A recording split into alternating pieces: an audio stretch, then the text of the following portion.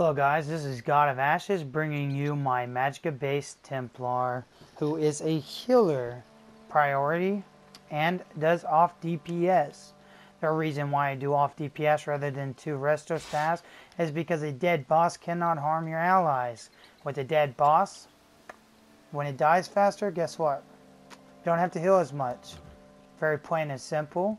With my skills, I am running Breath of Life, Ward Ally, Harvest Magicka, Repentance, and Channel Focus. With Remembrance as my ultimate.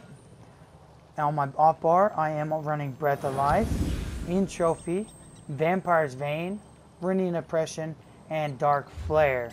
For my character sheet, as you could tell, on my 2 swords, 1800 Magicka recovery and almost 2400 spell damage, with only a 32% spell crit on my swords, and on my staff, it's almost 1900 spell damage and 2100 Magicka recovery with an almost 40% spell crit. Now keep in mind that this is unbuffed. I do have food on increased max tri-stat. That's why my stamina is 14k, because typically it's not. I went ahead and put all my stats into Magicka, and that's because I have some health rings on my willpower rings. I'm running the boon as my Magicka recovery for my as my boon. So Acronauts is my boon. As far as skills go, I'm going to show you the rotation and everything. You want passes, and all your passes in Drake's Spear, all your passes in Dawn's Wrath, all your passes in Restoring Light. Those are your passes you want on your dual wield, the dual wield blunt, the Rothian, and the twin bladed blunt. Reason for that is because with the dual wield, increases damage on offhand, which is going to increase your overall damage.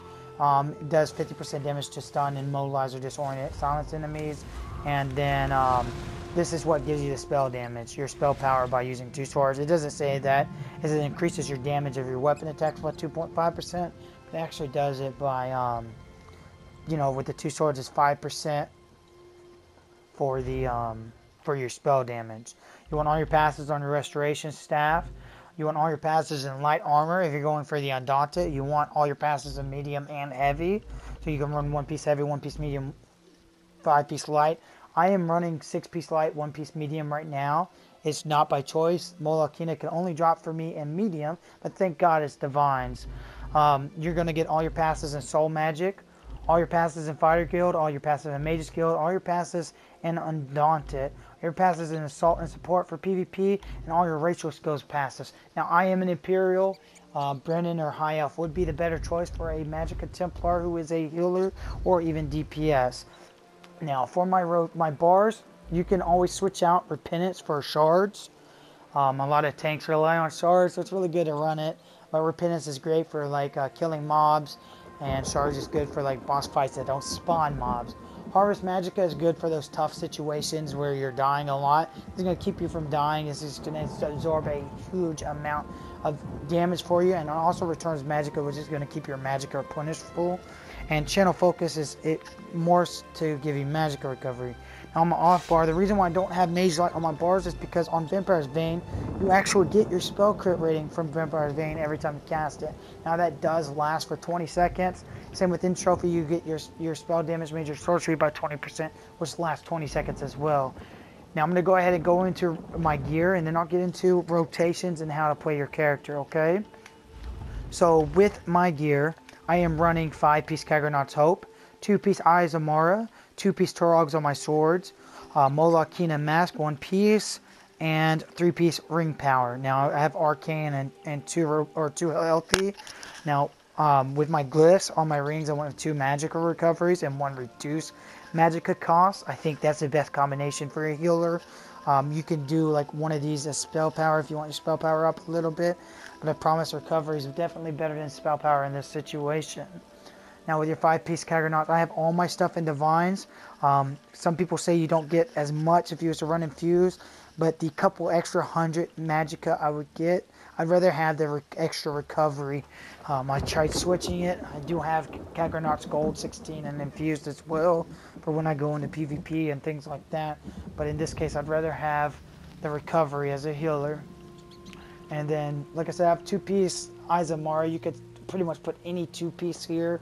I just do it for the recovery. The reason why is you always need that extra recovery. And then when you switch over to your swords, it pretty much makes your shoulders useless because of the simple fact that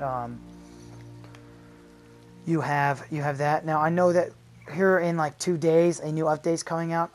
Pretty much the only thing that's going to switch is my staff is actually going to go into become a master staff. My head and shoulders will probably switch to Injured Guardian once I get Injured Guardian shoulders, or I'll keep one piece Molokina and then one piece Torogs on the shoulders, because that way when I switch to my Torogs I at least get some extra health. Your 2 swords are going to be Nirnhoned, and your staff is going to be either Precise or Weighted. Both are great choices. Now, for your skill rotation, what you're going to do, what you're going to do is you're going to hit Channel Focus at the start of every fight, Harness Magicka's next, Ward Ally, and Breath of Life as needed. Now, when your teammates get low, you're going to pop Ward Ally on them, and then Breath of Life, you're going to give them a massive damage shield. After you pop your Channel Focus, your Ward Ally, and Harvest Magicka, you're then going to go into using Entropy and Vampire's Vein. You're going to do Entropy, then Vampire's Vein, then a couple Dark Flares. You're going to pop 7 Dark Flares, or basically 7 skills, and then do Entropy and Vampire's Vein again. You're going to cast your Channel Focus as it wears off. Now, with that being said, and of course you're going to pop your ultimates as needed. With my character, that's my stats unbuffed, so let me show you what it is buffed. With a potion, it goes up to 2800, but with Entropy, I'll show you. My stats actually go up to 2937 with Entropy because it does stack with that potion. And then on my off bar, on my staff, 2342 with a spell crit of 49%, Magicka recovery of 2400. Now it does go down as soon as that buff goes down to the Entropy. And as you can see, these enemies do not like me, so I'm just going to kill it with this Entropy and the Vampire Vein. So you can see, as you can tell, 2900 spell damage. You got 42% crit and Magicka recovery of almost 2100, and then almost 2400 spell damage and 2100 Magicka recovery with a spell crit of 39%.